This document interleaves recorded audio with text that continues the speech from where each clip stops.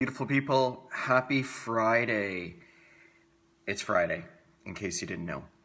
And day 28 of the Outwitting Fear journey, thinking about thinking, really leading towards radical understanding. So we're 4 weeks down. That means there's 9 weeks still to go in my online journey. And it's day 7 of Don't Make Assumptions. So as a recap, first week, history of fear. We talked about really how fear has been entrenched in our culture for generations and where it really starts for us. You know, from the time that we are 3, 4 years old, we're ingrained with how to be afraid. Number one thing that we shouldn't be taught, well, I guess previous generations being afraid was good because it allowed our species to survive.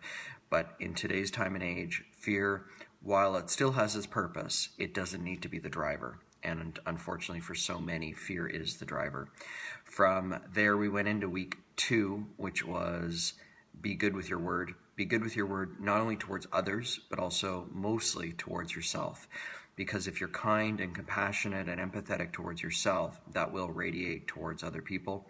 Week 3 was don't take anything personally. Nothing anyone ever does is about you. It's never been about you. It never will be about you. So get over yourself. And I remember, obviously that's a hard lesson for all of us to learn, but I do remember one of my mentors once said, you'd be amazed at how little people actually think about you. Why? Because we're always thinking about ourselves and we're always creating stories in our head, which led us to week 4, which is the week we just finished.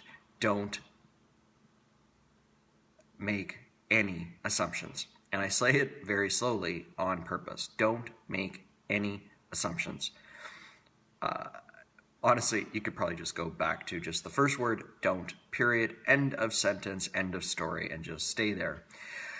In the online course that I created 5 years ago, I ended every week with a video that spoke to me, that resonated with me, that really took everything that the previous week had spoken to and brought it into a neat little package. And this week's video, which I will include in the comments, by the way, how's everyone doing? And do you read the comments? Do you read the description attached to the video? Every video I post has a daily affirmation as well as a daily positive quote. And if nothing else, those two things alone can provide guidance and solace and comfort in these new trying times. But back to the video. The video that I posted for this week was an ABC news anchor. Dan Harris is his name. And a number of years ago, he actually had a full-on, complete blowout panic attack on national TV. I guess international TV, because we could have seen it too in Canada. The video talks about what led up to that moment. And Dan, I think, is a lot like all of us. We're all empathetic. We all have this universal energy that is coming to us and through us. But all too often, so many of us will drown that voice inside of our heads out. We don't want to listen to the universal nudges that spirit is guiding us with.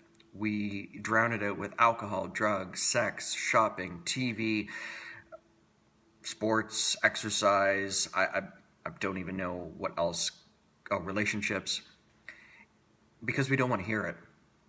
And in Dan's particular case, is his gift led to his undoing. And he was honest about it. He was forthright about it. And then he wrote a book called 10% Happier. A fascinating read. If you have the chance to read it, it might bring some comfort. We live in this world that tells us we need to be perfect. Everything needs to be in order. And I'll be, even doing live videos, which I'm not used to. Now we're day 28 of live videos. I always was under that impression that everything needed to be perfect. I needed to have, suit and tie, lighting had to be great, background had to be good. But then I just, got into this pandemic and said, screw it. I don't need to be perfect. I just need to get a message out. And if my message can help one person, then it's been a success. And if it doesn't help one person, it's a really great reminder for me. And a lot of the times, everything I say, everything I speak to, I am my number one coaching client. So it is a great comfort, not only to myself, but also to those that I'm around on a daily basis, which is my son. So 10% happier. Check out the video. If you have the opportunity, read the book, but just focus on that one little step that you can take. Listen to the voices in your head, but don't make assumptions. Don't fill in the blanks. Find the silence, find the space. Let those voices be heard and ask questions of yourself to find greater understanding.